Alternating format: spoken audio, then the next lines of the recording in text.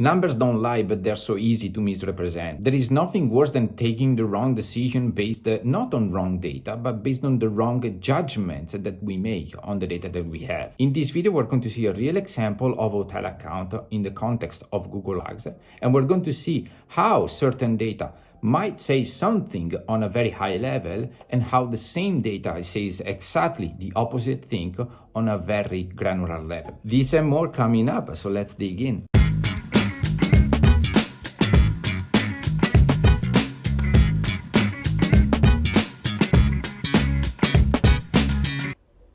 Okay, so here we are with a Google Ads account of a hotel. It's a very simple structure. As you can see, we only have 3 campaigns. I've selected a very short period of time so that we can focus, laser focused on a specific case, on a specific campaign without getting distracted by too many numbers. And so, as I said, we have 3 different campaigns, and I'm not gonna question the naming convention of this structure, but as you can see, it's pretty self-explanatory. So we have a brand protection campaign, so a campaign that targets people searching for the hotel name to prevent diverting traffic onto the OTAs, for example. And then we have a location campaign, which of course targets people searching for specific areas, a location or point of interest that are relevant to the hotel. And then we have a remarketing campaign, which is of course a campaign that targets a user who have already interacted with the hotel, like visiting the website or interacted with the social media pages and so on and so forth. All right, so very, very, very simple.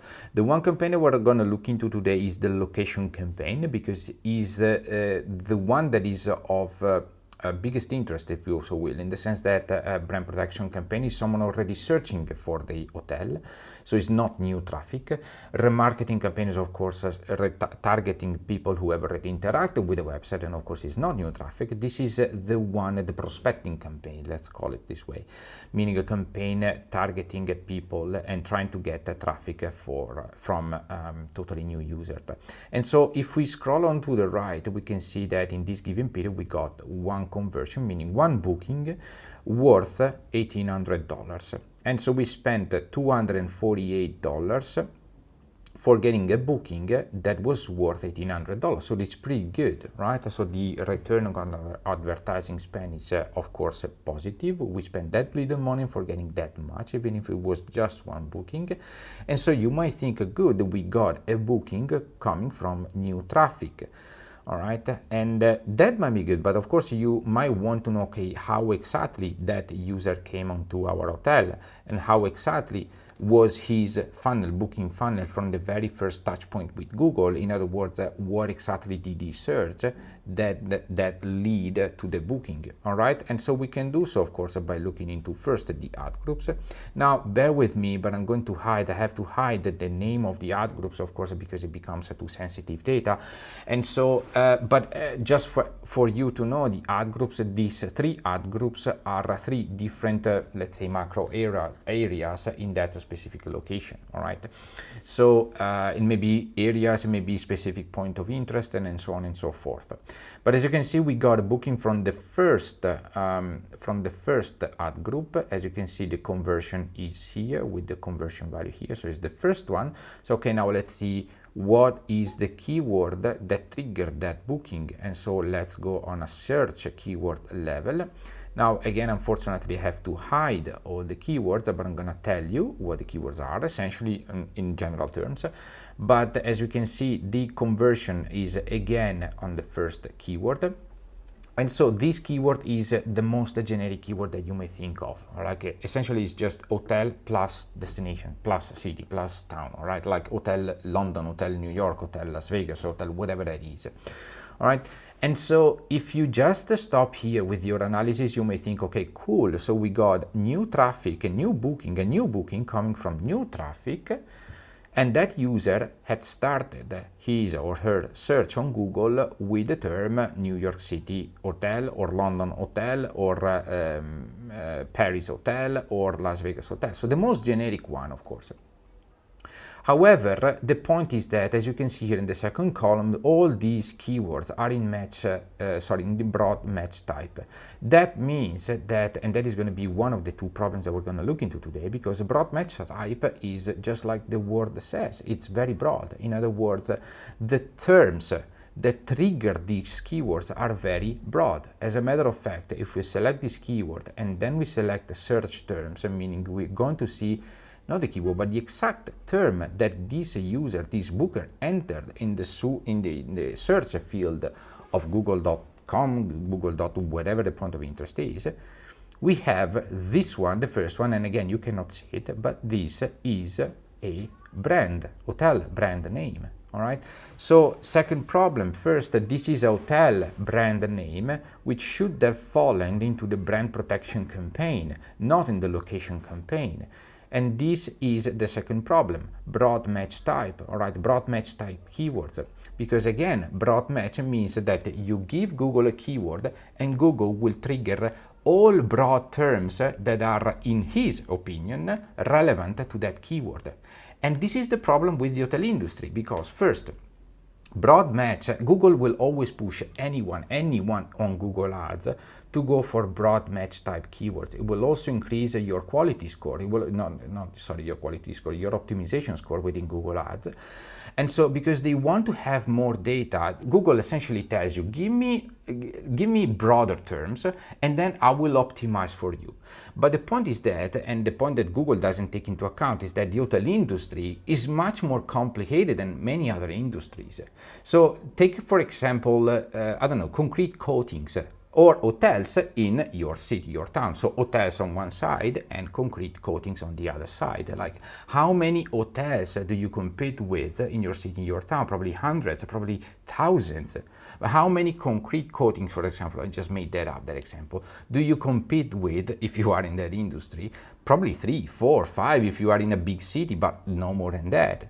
All right, so the numbers are totally different. And so what does that mean? That broad match keywords that include, for example, the term hotel, like hotel, your city, your town, whatever that is, hotel and whatever else. If you go in broad match and also if you go in phrase match, actually Google will trigger everything that is related to hotel. Not only hotels, but every single hotel in your city, your town. So essentially, every single term that is related to hotel, in other words, every single hotel in your city, your town, will trigger that keyword. And as a matter of fact, again, you cannot see this, but I can guarantee you that 80-90% of these keywords, of these terms, are not even location-related term, are competitors-related term. In other words, if you're a hotel and want to compete, and you want to create, you want to bid on competitor's name, you go for competitor campaigns. All right, so you set up a specific campaign, you put in the keywords that are related to your competitors' brand names, and that's it. But this is a location campaign, so you want to get traffic from people searching for point of interest in your city or town, and this is not the case. So first, we got two problems here. So let me go back on a campaign level. The first is the obvious one. We got someone searching for a brand term. That brand term triggered the wrong campaign, as opposed to the brand protection campaign, it triggered the location campaign. And we got a booking from a campaign that was not supposed to be bringing traffic from that kind of people, from that kind of target. And the second problem is intrinsic in the keyword setup, or in the broad match type setup. Because by doing so, let me go back on a keyword level first, and on a search term level second, because as said, even though you cannot see them, but all these keywords, actually vast majority of these terms that trigger that keyword are competitor, in other words, other hotel names. So they trigger, essentially all these terms are not relevant to this campaign, and so people may not convert since your performance are going to be lower, your quality score is low, your ad rank is low, and having a quality score that impacts the ad rank being low, your costs are going to be high. So your CPCs are going to be high, and so profits are going to be slimmer and slimmer. And so these are the two problems. And what can you do for it? Well, first of all, you need to understand how this process works. And so you have two choices. So either you do exactly what I did, so you start from a campaign level and then out group, keywords and search terms. Or the second thing, meaning that you don't actively and proactively manage your Google Ads account, but someone else does it for you, like an agency. Well, ask your agency to provide you statistics and reports, not only on a campaign level, meaning how much traffic do they bring, not only on an ad group level, how much traffic each ad group bring, and traffic and conversion, so bookings, not only on a keyword level, but also on a search term level, meaning you want to know what are the exact search terms that are different from keyword. Search terms that trigger bookings, that trigger traffic first, and that trigger booking. That is what you want to know, all right? And so this is the problem again with broad match type. As a matter of fact, broad match type work with certain industry, but with the other industry, I'm not saying it doesn't work, but it's extremely complicated and it's extremely difficult to go on a profit, to be profitable with these kind of keywords. And so you need to be very specific, and you need to know exactly how to structure the campaign and what to offer in terms of value proposition in order to be profitable.